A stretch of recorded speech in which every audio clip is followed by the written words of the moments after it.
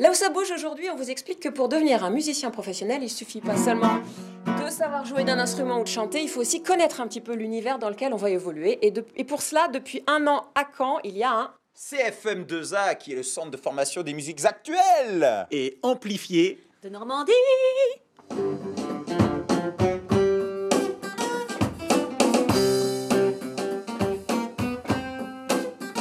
Ok, alors je vous arrête les gars.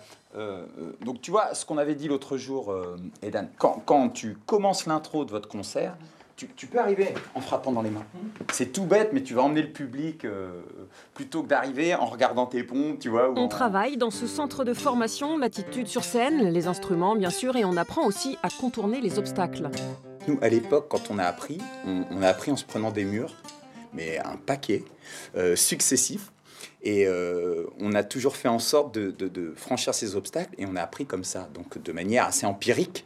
On aurait eu des gars pour nous driver, ça aurait tout changé, on aurait pu gagner du temps et aller beaucoup plus facilement à l'essentiel. Maintenant, on va s'assurer que tout ce qu'on a défini au téléphone avec les groupes va être respecté de notre côté et de leur côté. On étudie la partie environnement du musicien. Je dirais que c'est un peu la face cachée de l'iceberg pour tout musicien. C'est-à-dire être capable de comprendre, de lire les contrats de la musique, pourquoi pas savoir organiser un concert, savoir produire du son, un disque ou un CD. En plus des connaissances musicales et administratives, les futurs pros viennent chercher ici un réseau. Cette formation m'a apporté des contacts, des connaissances, tout ça. C'est un réseau que j'ai pu construire tout au long de l'année grâce au réseau de mes profs. Et du coup, c'est vrai que aujourd'hui, je peux en profiter. Pour les éventuels candidats, il faut au minimum un niveau bac et bien entendu pratiquer d'un instrument. C'est le seul centre de ce genre en Normandie.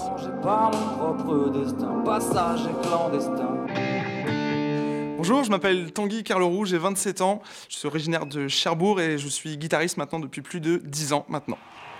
Et ce samedi, Tanguy sera sur la scène du Stade de France, excusez du peu, parmi 1000 musiciens pour interpréter les plus grands classiques du rock. C'est un concept incroyable parce que forcément on a du mal à imaginer 1000 personnes tous synchronisées en jouant tous la même chose et avoir un rendu correct.